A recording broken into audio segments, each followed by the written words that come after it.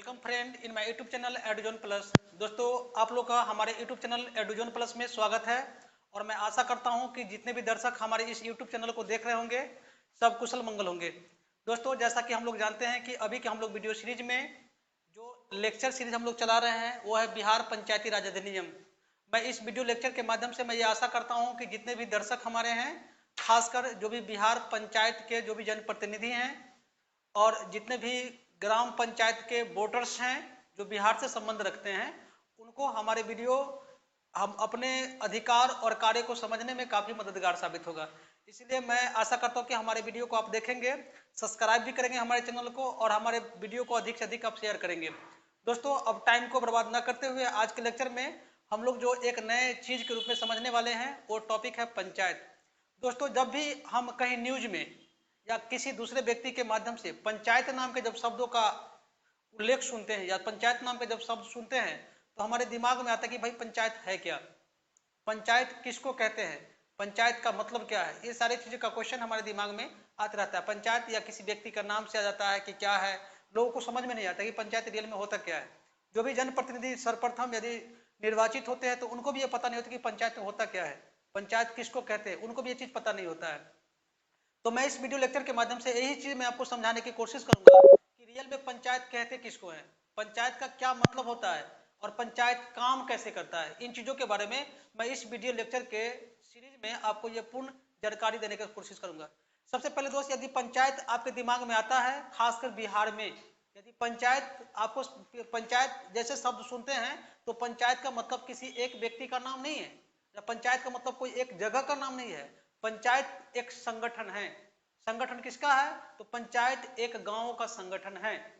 अब उसके लिए जो पंचायती राज अधिनियम 2006 बिहार सरकार के द्वारा जो पारित किया गया उसमें कई प्रावधान दिए गए हैं। उसमें बिहार के चुनाव आयोग और बिहार के जो गवर्नर यानी कि राज्यपाल पंचायती राज विभाग के द्वारा एक सूचित दिया जाएगा डीएम को, डिस्ट्रिक्ट कलेक्टर को।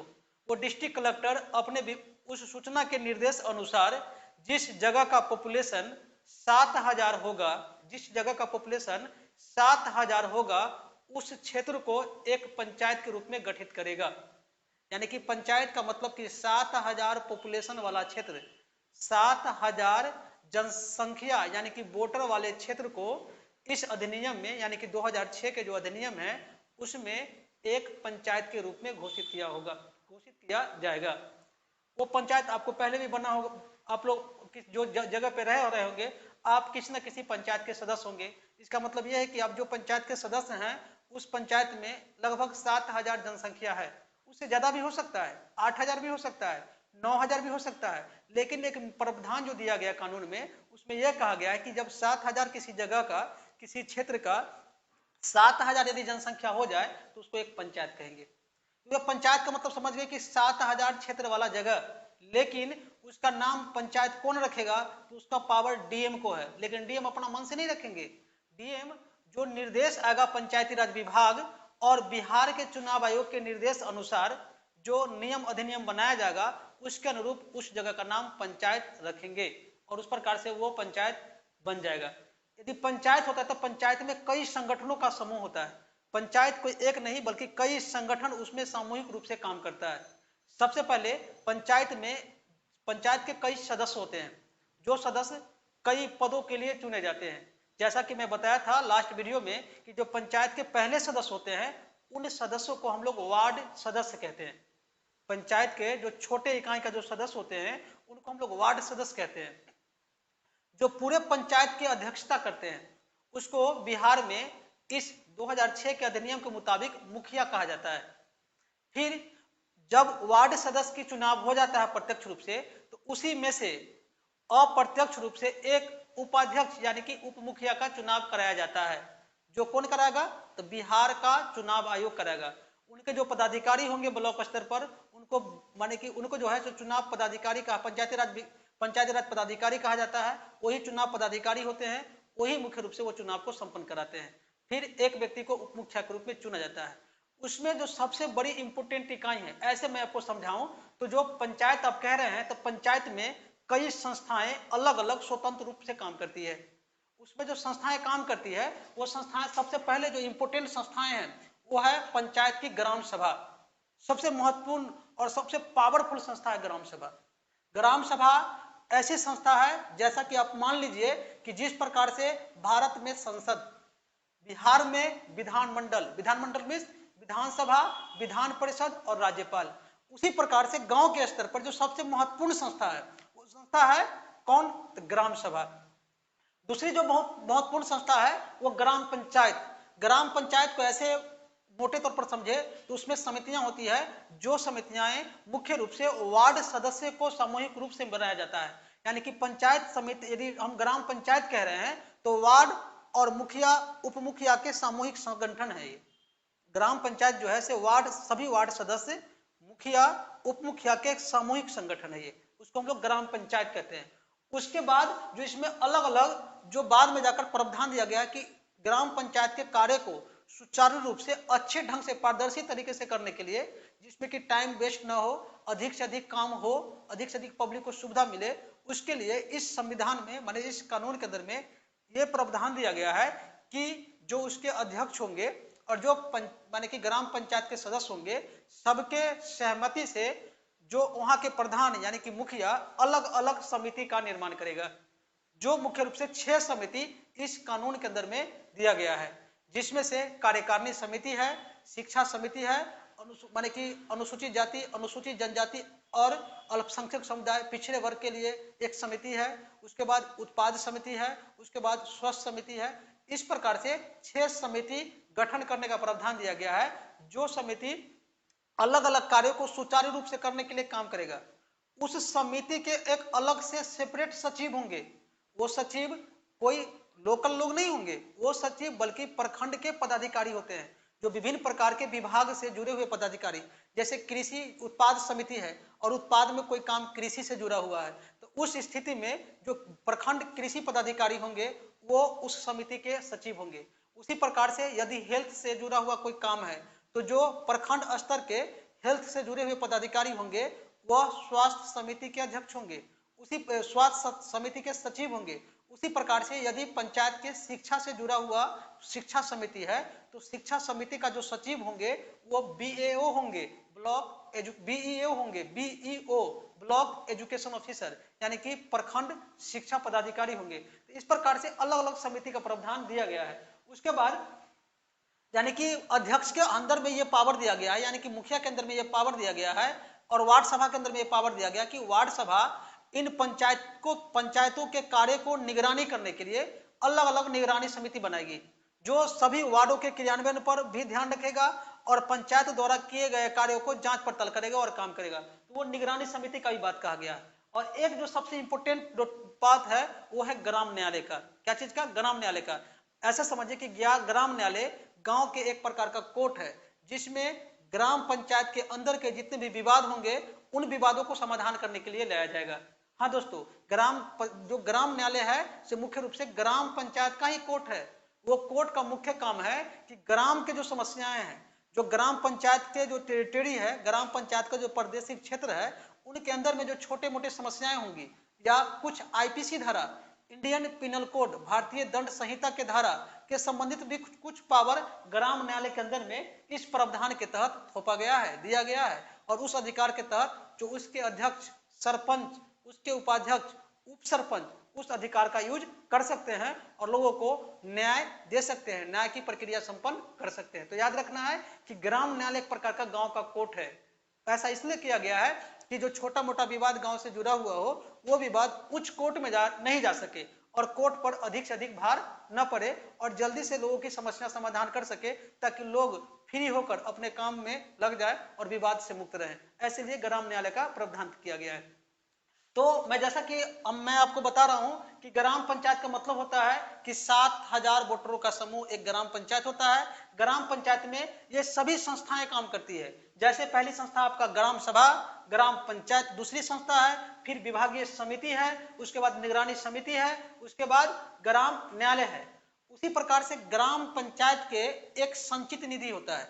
ग्राम पंचायत के जो काम करने के लिए कुछ पैसे तो चाहिए, वो पैसे जहां जो सरकार जो जहां से उसको पैसे मिलना है, जैसे ब्लॉक से पैसे मिलने हैं, जिले से पैसे मिलने हैं, बिहार सरकार से पैसे मिलने हैं, भारत सरकार से पैसे मिलने हैं, तो वो पैसे को कहाँ पर रखेगी ग्राम पंचायत? तो उसके लिए ग्राम पंचायत संचित निधि होता है, ग्राम पंचायत फंड होता है। उस ग्राम पंचायत फंड में वो पैसे को रखा जाता है, जिसका मुख्य रूप से जो अस्थायी कार्यपालिका पदाधिकारी होते हैं वो सचिव होते हैं, जिसको हम लोग पंचायत सचिव कहते हैं। उन पंचायत सचिव की नियुक्ति जो है बिहार सरकार द्वारा किया जाता है। इस कानून में ये प्रावधान है। अब दोस्तों समझना है कि ग्राम सभा ये होता क्या है। ग्राम सभा जो है मुख्य रूप से एक अध्यक्ष और एक उपाध्यक्ष और जितने भी वोटर्स हैं उस ग्राम पंचायत के जितने भी वोटर्स हैं, जितने भी मतदाता हैं जो वोट गिराते हैं, वो सभी वोटर्स मुखिया, उप मुखिया, जो मुखिया उसका अध्यक्ष होगा, उप मुखिया उसका उपाध्यक्ष होगा, इन सभी के समूह है और जितने मेंबर्स है सबके समूह है। यानी कि वार्ड सभा एक प्रकार के आप ऐसे समझे कि वार्ड सभा जो है काफी पावरफुल बॉडी है, काफी पावरफुल संस्था है। उस संस्था का मुख्य कार्य है जो भी सरकार की योजना आप धरातल पर लागू करना चाहते हैं, यानी कि कोई भी ग्राम पंचायत अपने ग्राम की समस्याओं को समाधान करने के लिए जो भी सरकारी योजना उस धरातल पर लागू करना चाहता है, वैसे स्थिति में उस योजना को ग्राम सभा से पारित कराना होगा। ग्राम सभा से पारित कराना होगा। जब आप किसी भी सरकारी योजना को ग्राम सभा से पारित करा लेते हैं, उसकी चर्चा ग्राम सभा में कर लेते हैं, तो आप उस योजना को एक लिखित रूप में, जो आपके सचिव होंगे यानी कि ग्राम सचिव होंगे, वो लिखित रूप में एक रिकॉर्ड के रूप में रखेंगे और उसमें जो भी पदाधिकारी मौजूद होंगे और जितने भी सदस्य वहां मौजूद होगा, उस पारित योजना पर सिग्नेचर कराया जाएगा, हस्ताक्षर कराए जाएंगे। जो व्यक्ति हस्ताक्षर नहीं करना चाहते हैं, वो सचिव का काम होगा कि उसके अंगूठा का निशान ले लिया जाए उस पर। उसके बाद सचिव, मुखिया और जो भी पदाधिकारी उसमें मौजूद हैं वो भी उस पर साइन करेंगे। उसकी कॉपी जो है मुख्य रूप से बीडीओ के पास भेजा जाता है, और यदि बीडीओ नहीं सुनते हैं तो जिला पंचायती पदाधिकारी, जिला ग्राम पंचायत पदाधिकारी, जो पंचायती विभाग के जो पदाधिकारी होते हैं उनके पास वो कॉपी भेजा जाता है। यदि वैसे भी सुनवाई नहीं होती है तो वैसे परिस्थिति में आप स्टेट गवर्नमेंट के पंचायती राज विभाग को ये कॉपी भेज सकते हैं, जिसकी सुनवाई अति शीघ्र होगा और आपके जो फंड, जो पैसे आप फंड में खर्च करना चाहते हैं वहां तक आपके पंचायत में आएगा। फिर आप उस पैसे के प्रयोग करके पंचायत की समस्याओं का समाधान करने में सफल होंगे। तो इस प्रकार से ग्राम सभा का इतना पावर होता है। यदि वैसे करने पर भी, यानी कि मान लीजिए आपको ये जो लेटर आपने भेजा, यानी कि पंचायती राज विभाग को लेटर भेजा, पंचायती राज विभाग ने आप पर सुनवाई नहीं किया, तो आप जो राज्य के चीफ सेक्रेटरी होते हैं, राज्य के जो चीफ सेक्रेटरी होते हैं, मुख्य सचिव होते हैं, मुख्यमंत्री का जो मुख्य सचिव होते हैं, उनको भेज सकते हैं। वो भी यदि नहीं मानते हैं तो आप भारत सरकार के पंचायती राज विभाग मंत्रालय में उन चीजों को भेज सकते हैं। यदि वैसे पर भी आपकी जो योजना जो ग्राम सभा द्वारा पारित किया जाता है, यदि उस योजना पर सुनवाई नहीं होता है तो ऐसे परिस्थिति में आप डायरेक्ट उसके लिए आप डायरेक्ट हाई कोर्ट जा सकते हैं और हाई कोर्ट में जाकर फिर अपने अधिकार की मांग कर सकते हैं, और आपका वहां पर अधिकार की मांग सुनिश्चित रूप से सुना जाएगा और आपके जो आम पब्लिक की समस्या है वो समस्या का समाधान निश्चित रूप से किया जाएगा। तो ये होता है ये होता है ग्राम सभा, और इतना होता है ग्राम सभा में पावर। तो सबसे पहले हम लोग ये चर्चा करेंगे कि ग्राम सभा का बैठक कैसे बुलाया जाता है। तो ग्राम सभा का दोस्तों बैठक बुलाने के लिए, जो ग्राम सभा का बैठक बुलाने का कार्य जो है वो अध्यक्ष को दिया गया है। अब अध्यक्ष कौन होंगे? मुखिया होंगे। मुखिया का चुनाव कैसे होता है? तो जैसा कि मैं बताया कि हर 5 साल पर पंचायत के सभी जनप्रतिनिधि का चुनाव होता है। उसकी जिम्मेदारी जो राज्य का चुनाव आयोग का होता है, यानी कि बिहार का चुनाव आयोग वो चुनाव करवाएगा। उसमें अध्यक्ष का चुनाव आम नागरिक डायरेक्ट वोट डालकर करता है, जिसमें एक लोग मुखिया के रूप में चुने जाते हैं, लेकिन उसके जो उपाध्यक्ष होते हैं वो डायरेक्ट रूप से नहीं चुने जाते हैं, बल्कि जब चुनाव संपन्न हो जाता है तो उसके बाद उसी वार्ड सदस्य में से कोई एक व्यक्ति उप मुखिया के रूप में चुना जाता है, जिसको वोट वही वार्ड सदस्य करते हैं। वो कौन करवाएगा?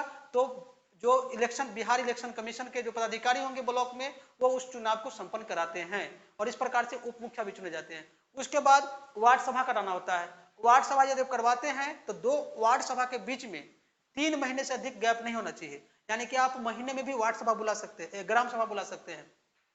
आप महीने में भी ग्राम सभा बुला सकते हैं, 2 महीने पर भी ग्राम सभा बुला सकते हैं। आप जो भी योजना ग्राम सभा पे पारित किए, यदि उस पर सरकार के द्वारा जो स्वीकृति मिल गई, उसके पैसे आपके खाते में आ गए, तो आप उसके आवंटन करने के लिए, आप जो विभिन्न काम को करने के लिए वार्ड सभा बुलाकर उनको निर्देशित कर सकते हैं, उसको सूचित कर सकते हैं कि हम इस काम को करने जा रहे हैं।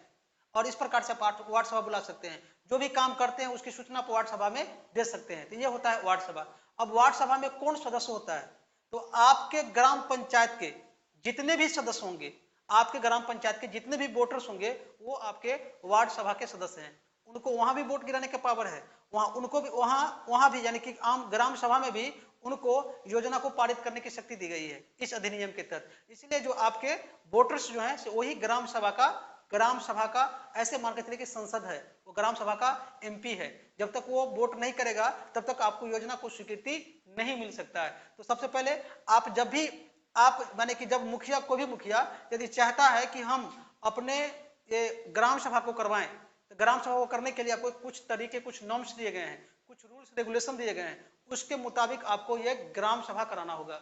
यदि आप अपने पंचायत में ग्राम सभा कराना चाहते हैं तो ग्राम सभा कराने से 7 दिन पहले, ग्राम सभा कराने से 7 दिन पहले आप सभी पब्लिक प्लेस पर, यानी कि पंचायत के सभी पब्लिक प्लेस पर पंपलेट चिपका सकते हैं कि यहाँ पर ग्राम सभा होने वाला है, या डुगडुगिया पिटवा कर लोग तक सूचना दे सकते हैं, या लाउड स्पीकर के माध्यम से लोगों को बता सकते हैं कि आज के दिन में ग्राम सभा आयोजन किया जाएगा।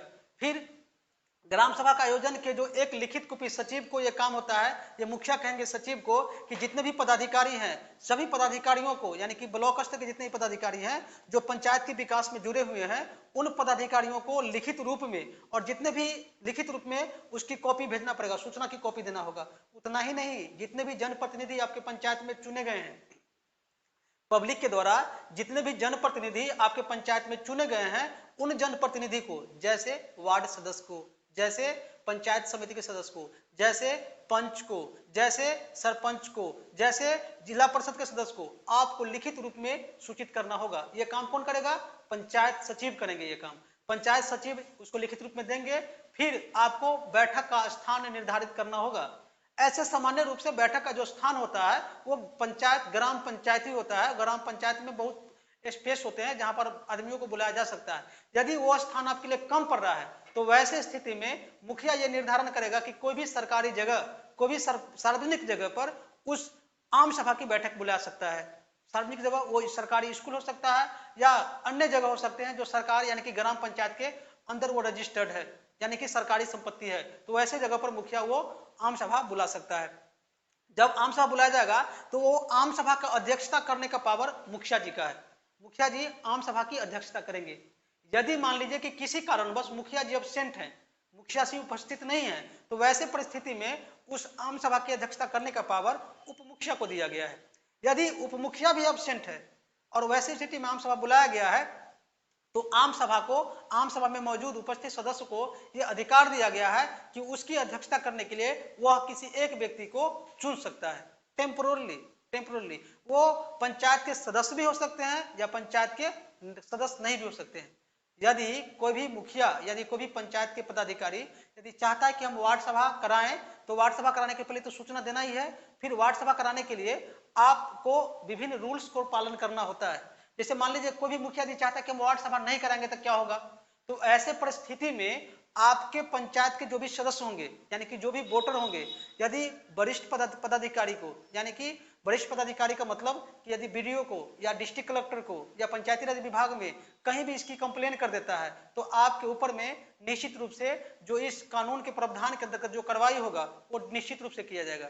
यदि आप इसकी बैठक नहीं बुलाते हैं तो वैसे परिस्थिति में जिला पंचायती पदाधिकारी को यह अधिकार दिया गया है कि वो बीडीओ को निर्देशित करे कि उसकी जानकारी और छानबीन कर वहां पर वो फिर से आम सभा यानी कि जो ग्राम सभा जो है सो उसका आयोजन करे, और उसकी अध्यक्षता बीडीओ खुद करेगा। बीडीओ वहां पर बैठकर किसी व्यक्ति को चुनकर उसकी अध्यक्षता कर सकता है। यह पावर इस प्रावधान में दिया गया है। इसलिए आप ग्राम सभा का आयोजन निश्चित रूप से करें और नियमबद्ध तरीके से, विधिवत तरीके से करें। विधिवत तरीके करने के लिए आपको क्या करना होगा? तो सबसे पहली बात आपको ध्यान रखना है कि आपको अपने नागरिक को सूचित करना है। कब? 7 दिन पहले। यदि आप अर्जेंट मीटिंग बुला रहे हैं, यदि कोई अर्जेंट मीटिंग, अर्जेंट बैठक कर रहे हैं, तो वैसे परिस्थिति में 7 दिन नहीं, 3 दिन पहले आपको नोटिस देना होता है। 3 दिन पहले आम नागरिक को नोटिस देना है। कैसे देना है? तो बोल कर देना है, डुरगिया बजा कर देना है, हॉर्न बजा कर देना है। बल्कि जो भी पंचायत के सदस्य हैं, जितने भी सदस्य हैं, वार्ड सदस्य हो, पंच हो, सरपंच हो, जिला परिषद के सदस्य है या पंचायत समिति के सदस्य है, उन सभी को लिखित रूप में देना है। उतना ही नहीं, जितने भी पदाधिकारी है उन पदाधिकारी को भी आपको लिखित रूप में ही देना पड़ता है। ये प्रावधान ऐसे है, आप भले ही फोन करके बता देते होंगे, लेकिन ये गैर कानूनी है। इसका दुरुपयोग कभी भी आपके खिलाफ पदाधिकारी के द्वारा या अन्य लोगों के द्वारा किया जा सकता है, इसलिए कानून को सही ढंग से पालन करने की कोशिश करें आप। दूसरी बात, जो जब भी करेंगे तो उसमें एक होता है कोरम, गणपूर्ति को ध्यान रखना होता है। यानी कि आपके पंचायत में, जैसे मैं बताया कि किसी भी पंचायत को बनने के लिए 7000 वोटर की आवश्यकता है, तो आप यदि अपने पंचायत में आप आम सभा कर रहे हैं, यानी कि ग्राम सभा कर रहे हैं, तो ग्राम सभा करने के लिए आपको एक चीज ध्यान रखना है कि कोरम की पूर्ति करना होता है। यदि कोरम की पूर्ति नहीं होता है तो वैसे स्थिति में आप आदमी को आने का इंतजार करेंगे, यानी अपने वोटर को आने को ग्राम सभा में इंतजार करना होगा। कोरम होता क्या है? कोरम का मतलब होता है कि यदि आपके पंचायत में मान लीजिए कि 7000 वोटर्स हैं, तो उसका 5% का मतलब हो गया डायरेक्ट 350। कम से कम 350 लोग यदि ग्राम सभा में मौजूद होता है, तभी जाकर आप ग्राम सभा कर सकते हैं। यदि ऐसा आप नहीं करते हैं, यदि इसके बाद भी यदि कोई व्यक्ति आपके खिलाफ कंप्लेन करता है, कोई भी ग्राम पंचायत के सदस्य जो होंगे, कोई भी व्यक्ति यदि खिलाफ कंप्लेन करता है, तो आप पर निश्चित रूप से कार्रवाई की जाएगी और गैर कानूनी और करप्शन फैलाने के केस में भी यहाँ पर केस हो सकता है।